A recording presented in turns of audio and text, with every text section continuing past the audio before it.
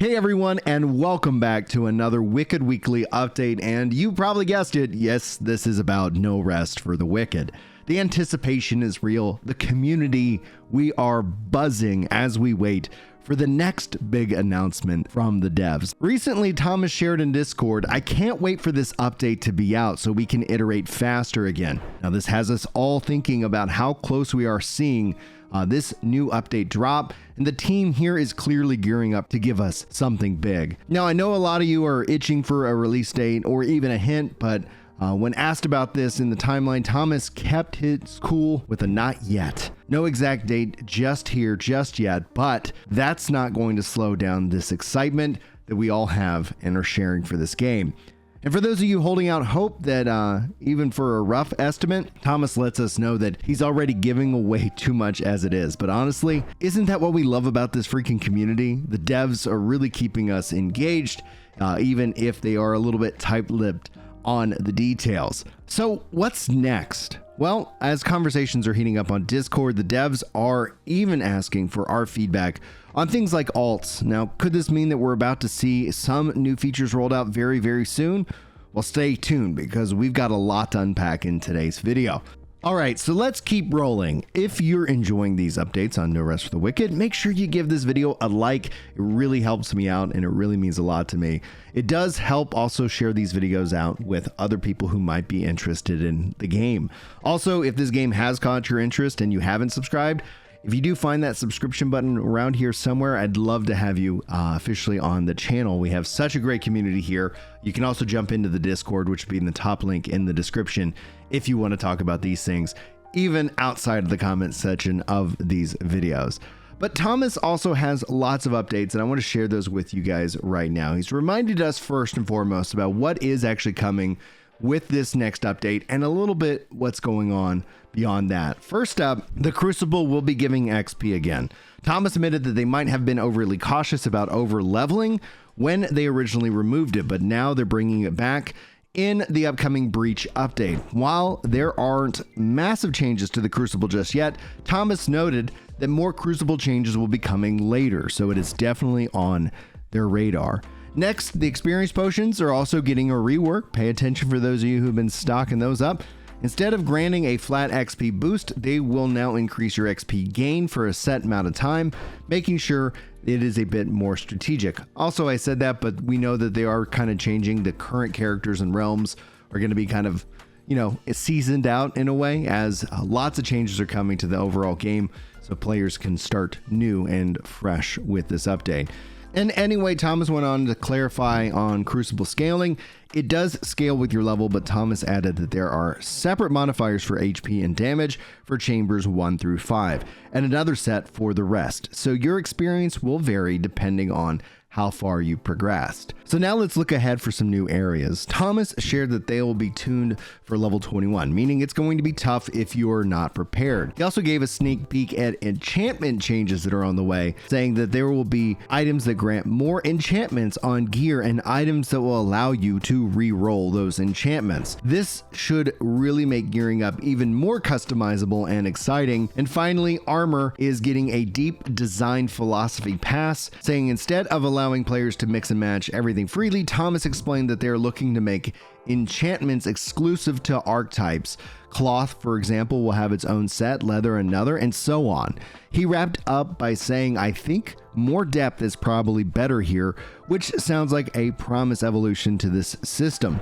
All of these changes are adding layers of choice and strategy to the game, and I can't wait to see how it plays out once this update lands. Now, for the enchantments, that does sound like it's a little bit further off rather than this next fairy update, but it's interesting to see because I really enjoy the flexibility they give and also how they're working to kind of specialize it. It does have a very Final Fantasy-esque or classic Final Fantasy-esque feel, and maybe I'm just kind of misremembering that, but I'd love to hear your thoughts on all of this. Now, another big topic that Thomas has been sharing with a lot of his thoughts is the upcoming class system that we've kind of hinted at with the enchantments.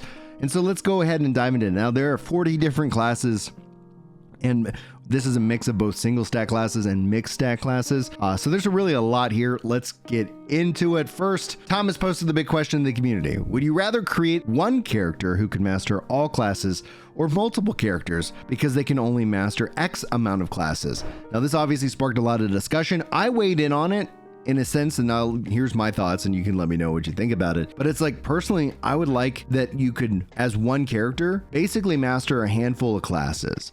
And then if you wanted to go on a journey with that character, making it progressively more difficult to unlock the additional classes, well, the choice would be up to you. Therefore, you do incentivize alt making. This is what we talked about at the start of the video.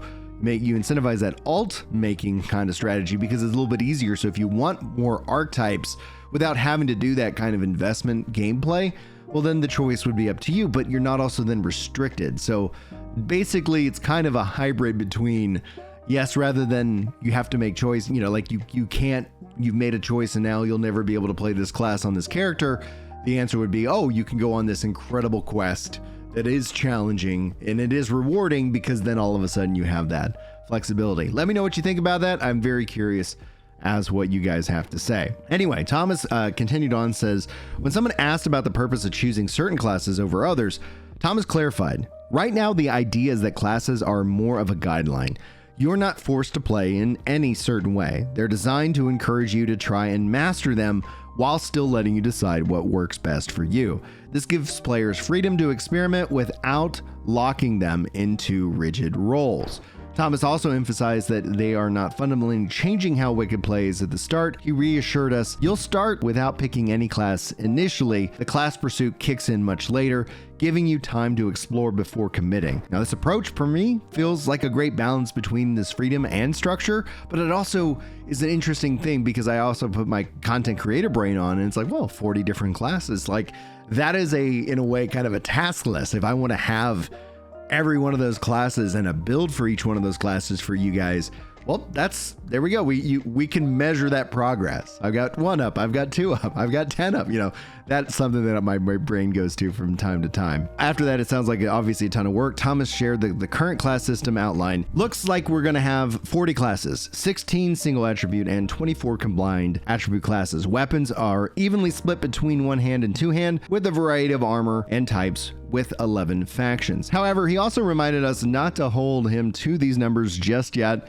as this is still the wish list draft. But beyond the simple wish list draft, he actually goes on to share the draft of all the different classes. So this is going to be a high level class breakdown of all 40 classes for you guys. Now, before we jump in, obviously it's important to note that these classes are still in early, stages. Developers have emphasized that this is just its first iteration. They're actively, obviously, brainstorming with us, the community, and really just note that while this is the current breakdown, we'll see what ends up, shaking out, especially as we get closer to 1.0. Now let's break it down in this case. We've got 16 classes that are designed around a single primary attribute. You have strength, dexterity, faith, or intelligence. So for the strength, you got the Brute, a savage fighter using a one-hand axe to unleash brute force. The Warlord, a battlefield champion wielding 2 great axes for devastating attacks.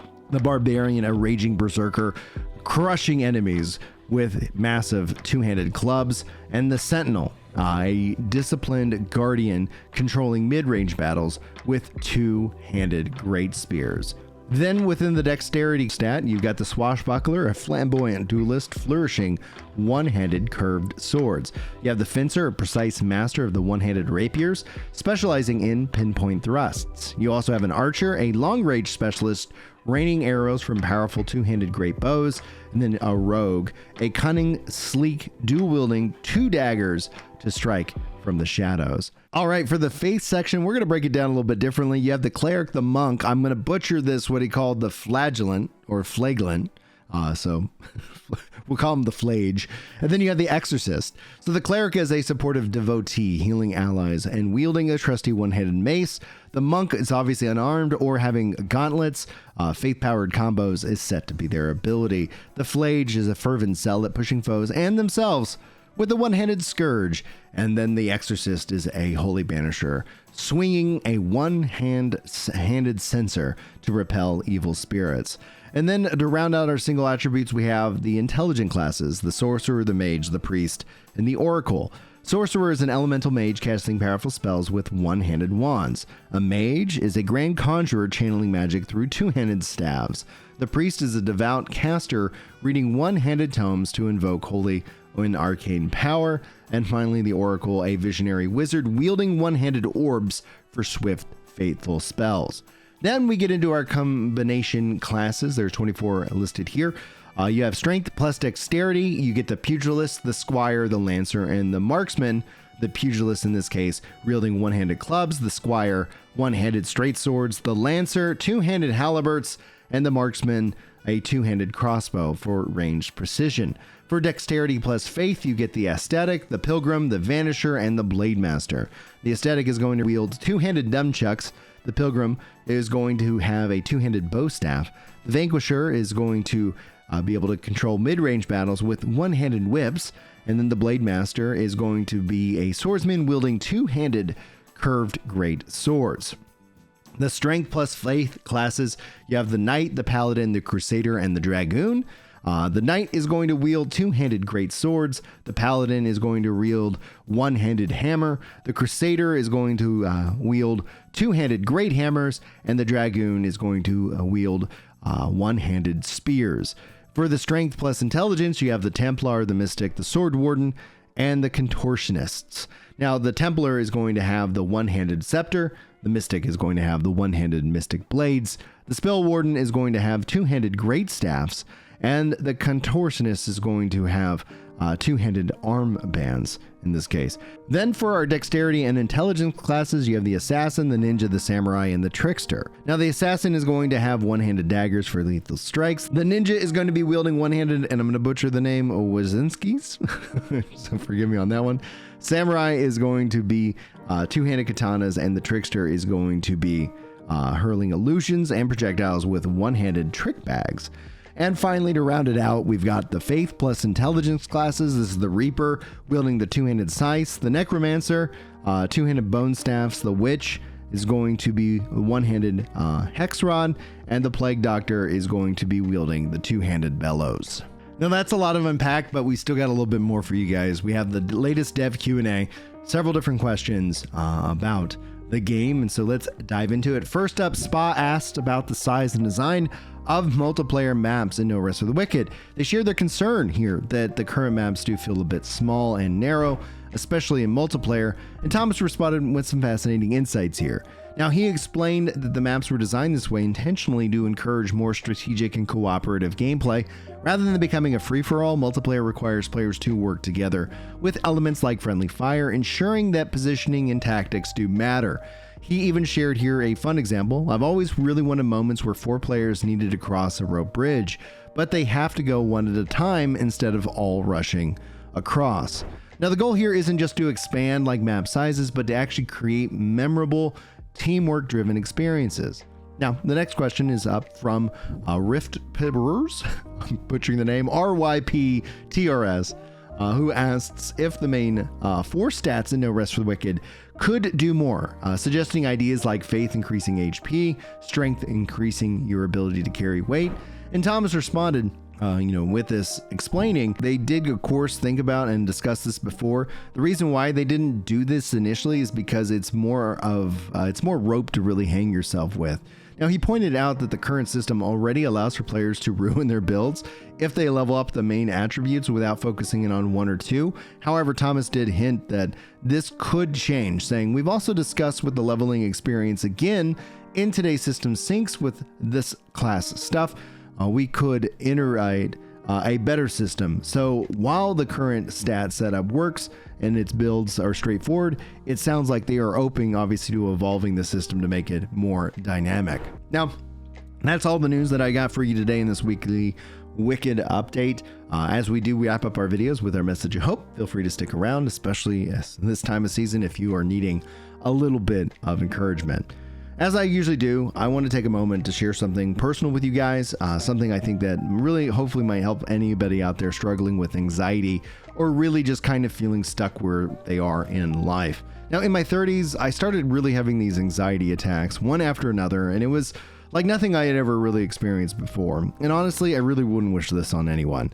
Now, for me, it was over 10 years of trying to figure out what was going on. Now, it turns out I had a hormonal issue. My testosterone levels were shockingly low. This was a huge surprise to anybody who knew me or looked at me from the outside, because on the surface, I seemed fine, but inside it felt like I was dying. So I spent many nights in the ER thinking something was seriously wrong with me. And after a lot of searching, I finally found a doctor who was willing to dig in deeper. And since then, I've been working hard to turn things around, and I've seen some really good results. I've lost 80 pounds so far, although I will admit I have been on a plateau these last few months. So I'm excited for 2025 because I believe this is going to be my year where I hit my goal in terms of my weight, and I really obviously try to take my health very seriously into the next level. Now, I'm sharing with all you guys because I learned two important lessons from this decade experience of anxiety. I really do understand, for me, my father better. He dealt with a lot of anxiety, obviously when I was a kid, but I never really understood it until I faced it myself. This experience obviously helped me understand anxiety, not just with him, but with anybody out there who is suffering with it. And that's something that, obviously is unknown, and you don't see somebody who's anxious. You could see if they are physically sometimes, but you don't see that internal struggle that people are going through all the time. So I always try to, make sure I give somebody the benefit of the doubt, to really trying to help them out here. Also, the other lesson I really learned is you got to fight for your health. Sometimes this means you got to speak up and tell your doctor what's what, or maybe find a new doctor who will actually listen and want to get to the bottom of it. Don't just go with the flow, especially if something feels off. You're your own best advocate, and your health is worth fighting for. Now, if you're in the middle of something hard right now, whether it's anxiety, health struggle, or life just being a little bit overwhelming, I want you to know that you're not alone, and there's always hope, even when it feels impossible. Brighter days are still ahead. And let me leave this with you guys with some scripture. This brought me peace during my darkest moments. These verses clearly remind me that even when I didn't have all the answers, that I could lean on my faith to carry me through. First one's from Philippians 4, chapter 4, verses 6 through 7 says, "Do not be anxious about everything, but in every situation, by prayer and petition, with thanksgiving, present your requests to God. And the peace of God, which transcends all understanding, will guard your hearts and your minds in Jesus Christ." And then this verse from Isaiah, chapter 41, verse 10, "So do not fear, for I am with you. Do not be dismayed, for I am your God. I will strengthen you and help you, and I will uphold you with my righteous right hand." Now, for me, these verses remind me that I didn't have to do it all alone, and neither do you. Thank you guys so much for watching today's video. If you ever feel like you need it, you can always sound off in the comments. You can always hit me up on DMs on things like that, especially if you need to talk and you don't feel comfortable, sharing those thoughts in a public space like the comment section here. Now, obviously, if my story resonates with you, or you have a story of your own to share, I'd love to hear it. And as always, I really hope you enjoyed this video. Hopefully you found it helpful, and hopefully I will see you guys in future videos. But until then, God bless and happy new year, and hopefully I'll see you then. But until then, take care.